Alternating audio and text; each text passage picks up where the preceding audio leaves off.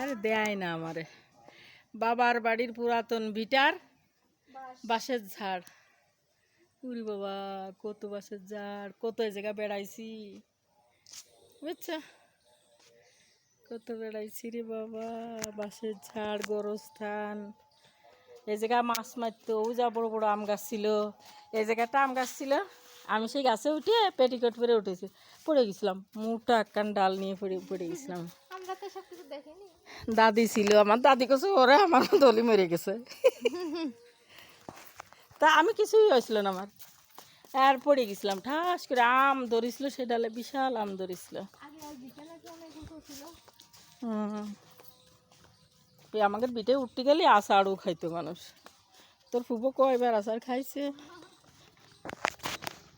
বাবার বাড়ি, পুরাতন বাড়ি। হ্যাঁ হ্যাঁ, পুরাতন বাড়ি। কো কো চল।